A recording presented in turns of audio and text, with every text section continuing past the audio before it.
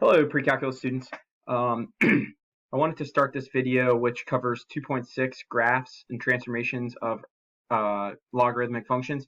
I wanted to start by addressing two points. Number one, I'm going to try to keep this video very brief because I know you're watching it on Friday and there are 1,000 other things you'd rather be doing than this. So I will keep this video brief, number one. And number two, I want to reiterate that nothing in this video is new. Nothing. When we describe logarithmic functions, we're going to relate these functions to what we already know. Namely, we already know exponential functions, and logarithmic functions are simply the inverse of exponential functions. So it would stand to reason, since we know exponential functions and since we know inverse functions, by those two premises, we should know logarithmic graphs. Secondly, the second half of these notes are our transformations. The good news about transformations, the way that they're taught at Maggie Walker, if we know our transformation rules, we can apply those rules to any family of functions. So in that sense, transformations of logarithmic functions is also nothing new to us because we already know our transformation rules. So I wanted to reiterate and reassure you that what we're doing in these notes, laying out the graphs of our transformation and our transformations of logarithmic functions, this is all a combination of topics that we've already discussed.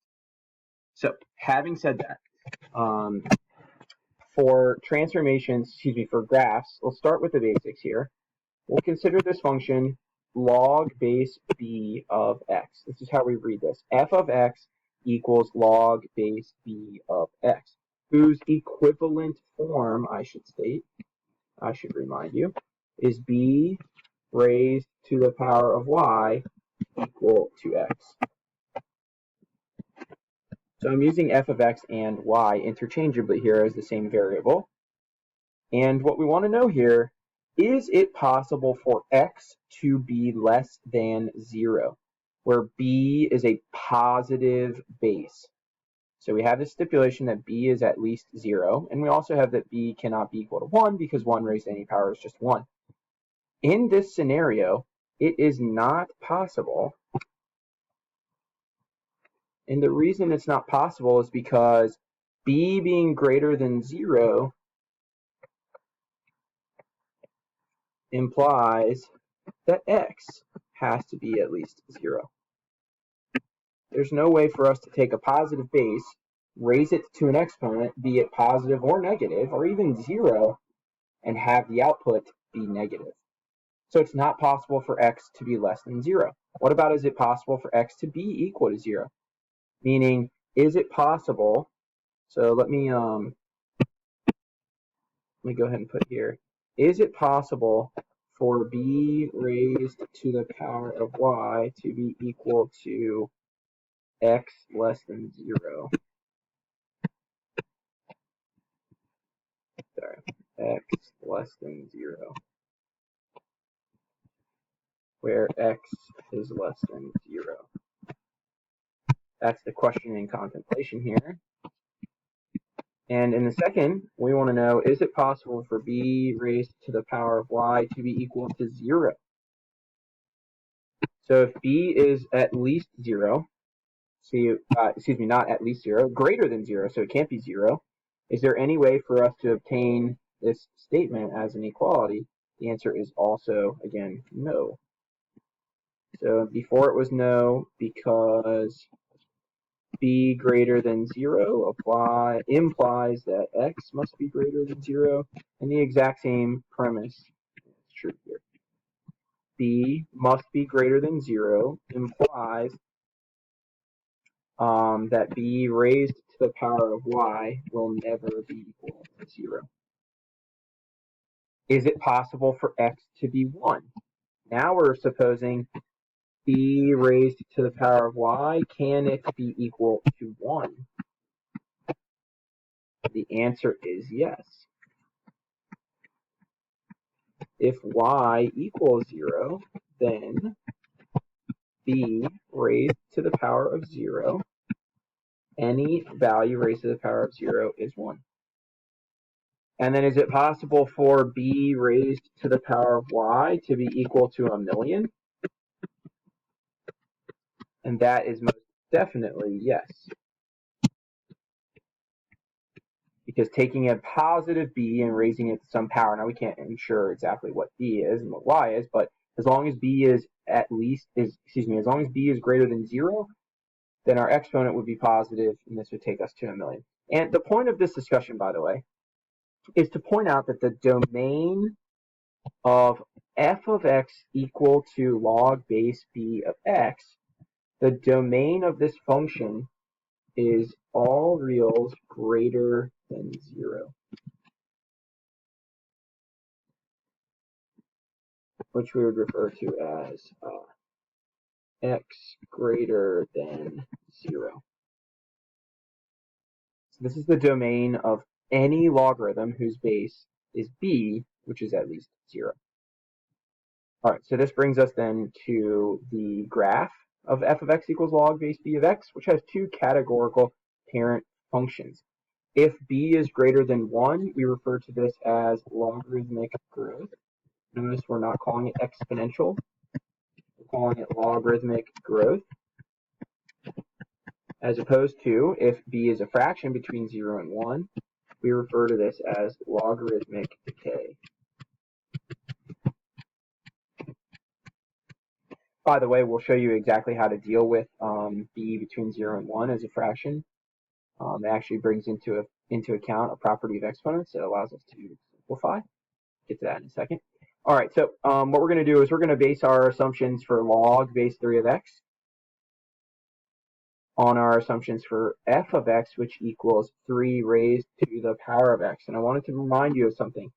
G of x is the inverse of f of x. We want to remember this idea here, that 3 raised to the power of x and log base 3 of x, those are inverse functions of each other. So for -2, -1, 0, 1, and 2, our outputs are 1/9, 1/3, 1, 3, and 9. And what's really awesome is by generating this list and knowing that a logarithm with the same base as an exponential function is the inverse of that exponential function, what we can do is simply flip our x and y. 1/3 has an output of -1, 1 has an output of 0, 3 has an output of 1, and 9 has an output of 2. All right, and just to demonstrate to you the premise here, 3 raised to some power, 3, well, let me not, I'll do that when we get to the second page. Let me just go ahead and plot these points real quick. So what we have is 1/9, comma, -2,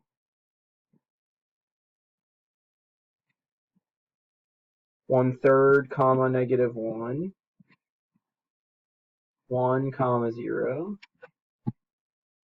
3, comma, 1, and 9, comma, 2. So that's what the graph of our logarithm looks like.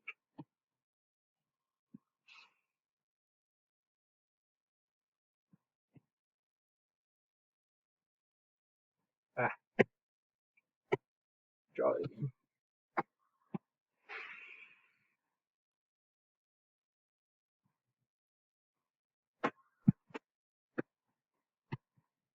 All right, and so whereas the graph of our exponential function has a horizontal asymptote, the graph of a logarithmic function has a vertical asymptote. So as I mentioned from the very beginning of this video, we can relate the features of a logarithmic function directly to the features of an exponential function as long as we remember that these two functions are inverses of each other.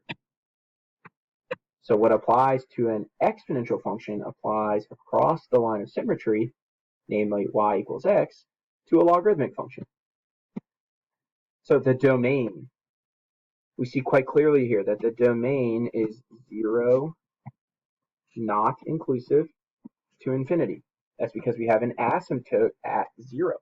You'll recall, by the way, that 0 to infinity represents the range of our exponential function. So our range then is all all reals. And this applies to all logarithmic functions. Our range is all reals for any logarithmic function.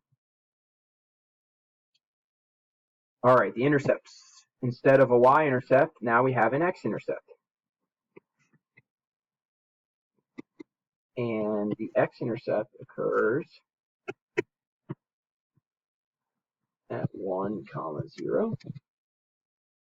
And there is no y-intercept. The behavior, we describe this as increasing.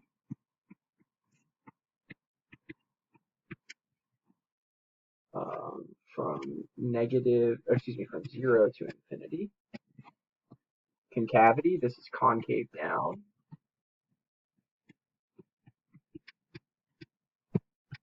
From 0 to infinity. Finally, our end behavior, and this is where we have to be tricky. This is where we have to be careful because it's tricky. Our end behavior does not tend toward both infinities. If we observe this graph, this function right here, we see quite clearly that the function stops at 0. So we would not describe, as far as the end behavior is concerned, we would not describe a behavior tending toward negative infinity. Instead, what we would state is, as x approaches 0, f of x approaches negative infinity. As x approaches infinity, so it is approaching infinity in one direction, f of x approaches positive infinity. So we want to be really careful when describing the end behavior of a logarithmic function because it's different than for an exponential function. So what we do when we graph logarithms, we want to relate whatever the base of the logarithm is to an equivalent exponential function with the same base. We can use that function to generate our list of points, and once we have that list of points, we simply flip x and y. And once we flip x and y, oh no.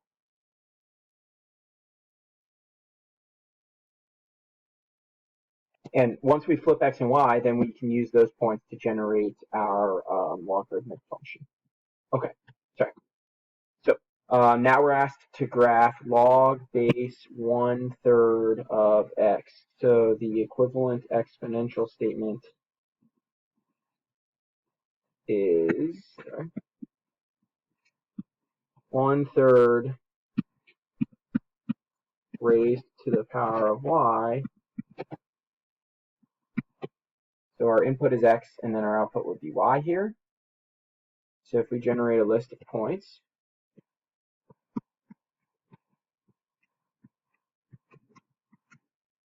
my sincere apology, I accidentally flipped x and y, so let me begin this again. So if we create inverse f,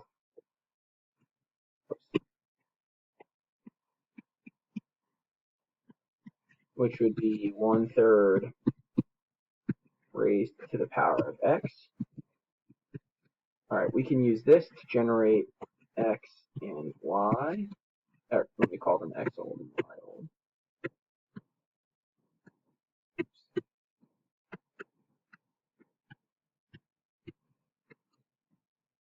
So -2, -1, 0, 1, and 2. So if we take -2 and take base 1/3 and raise it to the power of -2, what ends up happening, so if I take 1/3 and I raise it to the power of -2, I actually end up with +9. Similarly, 1/3 raised to the power of -1 is 3. 1/3 raised to the power of 0 is 1. Then we have 1/3. Then we have 1/9. So something interesting happens here. And now for f of x, whose function is log base 1/3 of x, I can take my x old y old from the inverse, flip them, and assert them as x and y. So this is going to give me 9, -2, 3, -1, 1, 0, 1/3, 1, 1/9, comma 2. So something interesting is going to happen here. By comparison to this function, which was log base 3 of x, what happens here actually is, if I plot these points, I've got 9, comma negative 2, 3, comma negative 1, 1, comma 0, 1/3, comma 1, 1/9, comma 2. And what we see here by drawing this graph is a relation to the graph representing the reciprocal base. So it was 3, now it's 1/3. And there's a way actually for us to relate these two graphs, these two functions in fact.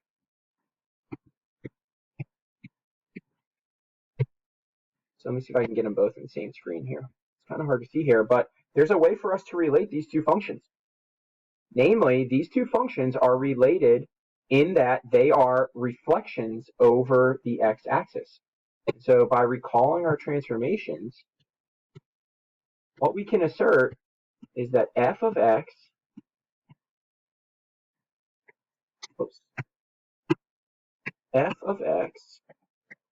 which is log base 1/3 of x, is the same thing as negative log base 3 of x. So I'm going to go ahead and highlight that statement. In general, our property, let's see if I can get it over here.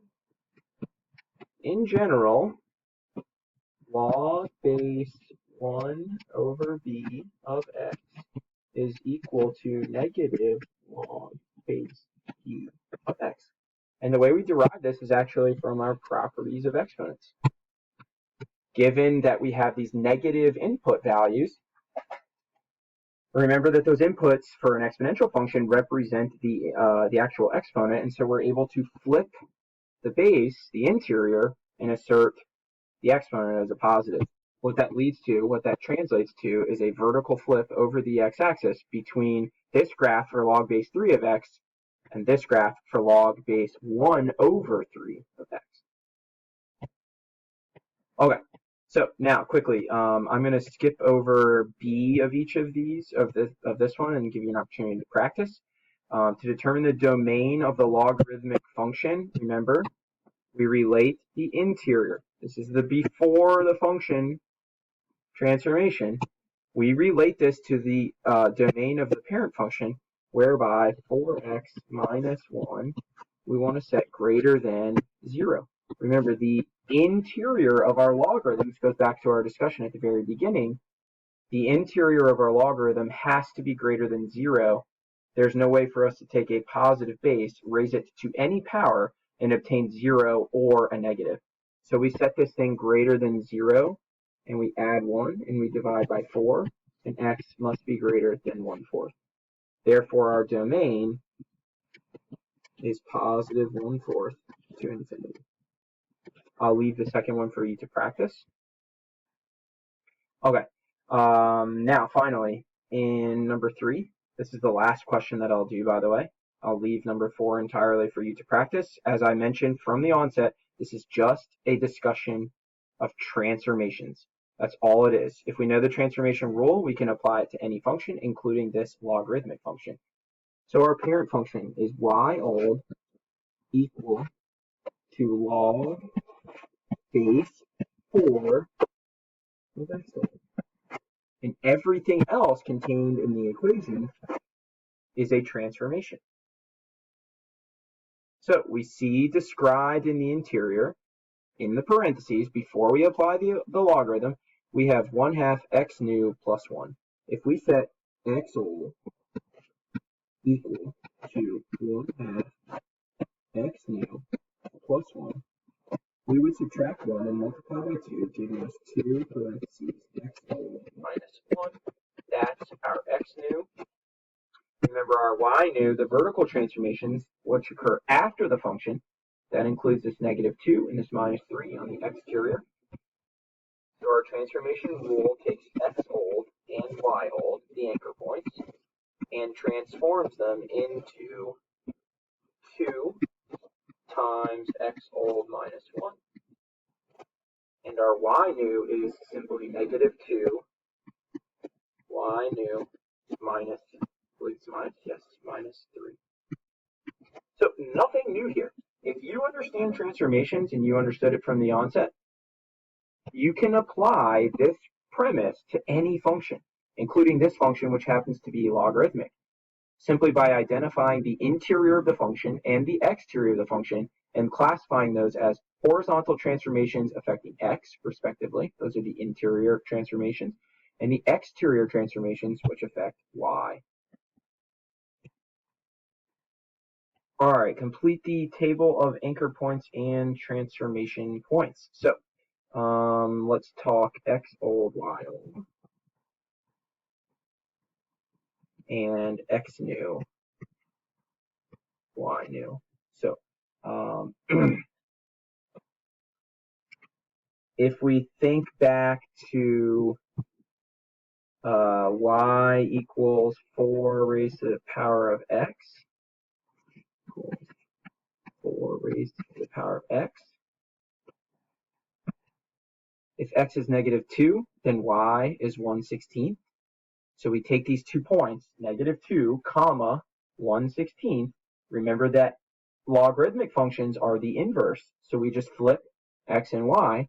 So instead of negative 2, comma, 16, what we get is 1/16, comma, negative 2. Similarly, 1/4, negative 1. 0, 1 becomes 1, comma, 0. 2, comma, 16 becomes 16, comma, 2. Oops, skip number 1. This becomes 4, comma, 1. This becomes 16, comma, 2. Let me just reiterate. Where I generated these list of values, I started with y equals 4 raised to the power of x. We generate a list of values relating x and y according to the exponential function, and then we simply flip x and y for our logarithmic function. All right, so our new points, it's going to be a little bit messy here. Negative 15, so 1/16 minus 16/16 is negative 15/16, so this becomes, multiplied by 2 becomes negative 15/8.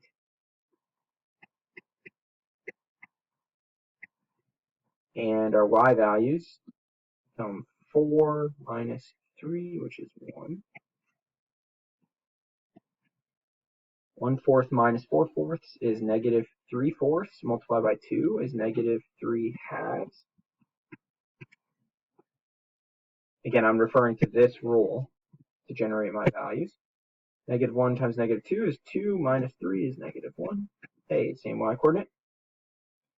1, comma, 0 becomes 1 minus 1 is 0, times 2 is 0, and 0 becomes negative 3. 4, comma, 1 becomes 3 times 2, which is 6. Negative 2 minus 3 is negative 5. And finally, 16, 15 becomes 30. And 2 becomes negative 7. All right, we're now asked to determine the asymptote. As you'll recall, for our parent function, x equals 0 is the asymptote of any logarithmic function that has not been transformed.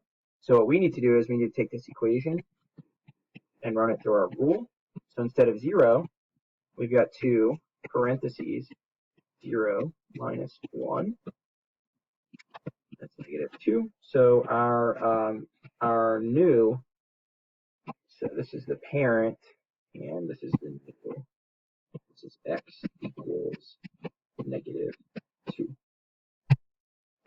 So this is the asymptote of the parent.